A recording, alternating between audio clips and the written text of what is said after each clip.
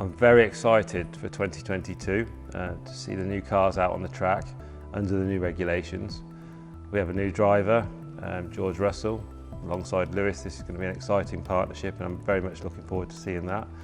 From our point of view, this is a very interesting time because we had the advantage last year of a carryover car, which helped us financially. And now in 2022, we've had to develop this new car under a cost cap, which in 2022 is $140 million. So from a financial perspective, there has been a lot of certainty and a lot of control over the total, but how we've spent the money or how we will spend the money is the most important thing. I'm really excited to see the new cars on track. It gives us a real opportunity to improve our performance and work our way further up the grid. We've got all new technical regulations, we've got bigger tyres, and the whole sort of structure and philosophy of the cars is going to change. So hopefully it gives more competitive racing, and hopefully it can lead to greater success for us in terms of our on-track performance. So the finance team has had to be fully involved with this process almost from the outset, because it takes a long time to build a new car for the new season with these new regulations. It's been a very costly exercise, as there's been a lot of brand new components for the car. Everything's from scratch effectively, so there's no opportunity to reuse any parts from prior years. So we've been fully involved. We've had to work on this from a budgeting perspective, a lot of input on that to really sort of nail down how we can operate throughout the year.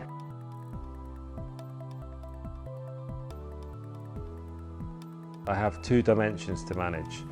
The normal dimension, shall we call it, the business dimension, but also this regulatory dimension. And we have to think about things on two bases. We have to think about making sure we're completely compliant to the regulations in every way, that we're managing to the limits of the cost cap, but also that we're managing our business, which are two slightly different things. The cap has put a ceiling on how much a team can spend, and by doing that, the intention is to really level the playing field and increase the competitiveness within the championship. For that, for a team like Haas, who previously operated under the cap, we haven't had to change our business model too much. You know, we're happy to continue as we are.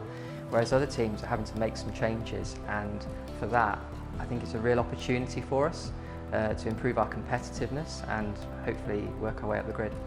We've transformed our business, and in transforming our business, we've had to bring in like a commercial arm, for example.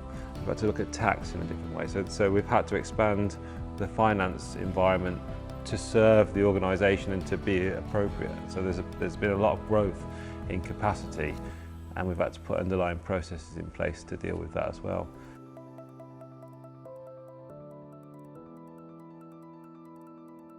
I hope my career is a good example of that accountants can work in some very exciting industries. I didn't start off in a Formula One team. I started in accountancy practice, in a small practice, when I left school.